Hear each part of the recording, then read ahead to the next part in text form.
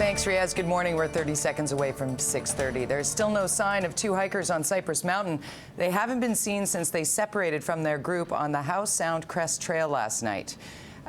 We are joined now live by Greg Harper, who is in West Vancouver with the latest on this story. Greg. Good morning, Jody. Here at the Cypress Mountain SAR station this morning. Moments ago, the helicopter arrived here, and the first task here is to pick up rescue volunteers there's 3 teams of them who have been out all night searching for 2 missing hikers. It was a group of 12 hikers that went on a day hike. They were hiking along the Howe Sound Crest Trail from Cypress Mountain. Somehow, 2 of the hikers, a man and a woman in their 20s, who are here from New York, here to attend a wedding, became separated from the group. Police were called at around 9:30 last night, and a search was underway moments after that. Off trail there is very treacherous. So that's why our members won't be going down in those drainages tonight off trail. We'll be waiting for the morning. We get the helicopter up and get fresh personnel in there and have those guys coming down into the drainages. It's very steep. There's cliff bands, waterfalls everywhere. So really hoping that they've decided just to sit tight and wait for help. So again, right now, rescue volunteers are being picked up. There's 3 teams that have been out all night. They are completely exhausted. The helicopter is picking up 3 at a time. After that is done, a search will continue for the missing hikers. More rescue volunteers are arriving this morning. The search will involve a helicopter. North Shore Rescue saying that the hikers were not prepared for this. They were only prepared for a day hike, weren't dressed properly. And I can tell you it's rather chilly up here this morning, so hopefully they're doing okay. We will keep you updated. Jody? All right, thanks so much. Greg Harper reporting live this morning from the North Shore. To Ferguson, Missouri now, where at least 2 people have been shot and 31 others arrested during clashes overnight. You are not credentialed media. You need to disperse immediately.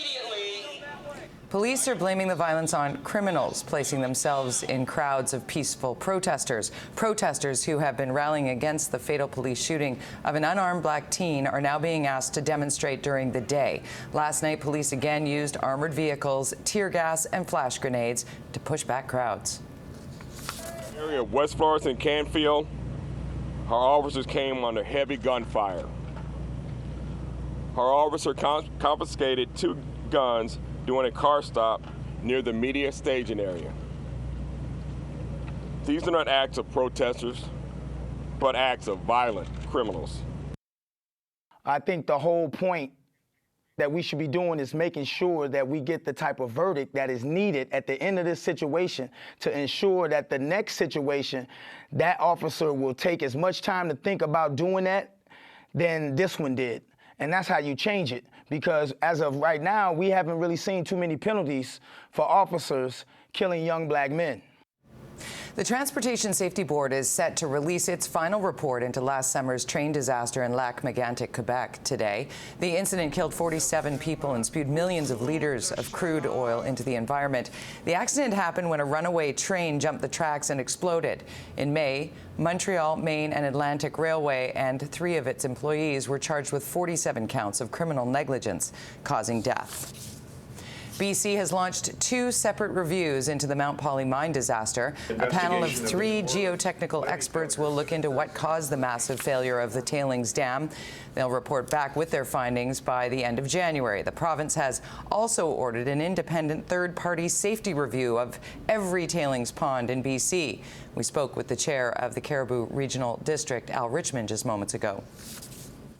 Some of the sense of shock has worn off, and the community is beginning to get better understanding of what's going on. However, there's still a lot of concern with regards to ongoing test results and the water sampling, which is continuing. But difficult thing when you take your water from the river to return to a situation as being normal. And we have folks who are taking the water again from the river and the lake, and others who are reluctant to do so. Everything is on the table. Government regulations, government policies, how we do business is on the table, and this independent review will get at what happened and whether our processes were adequate, and whether the mine's processes were adequate.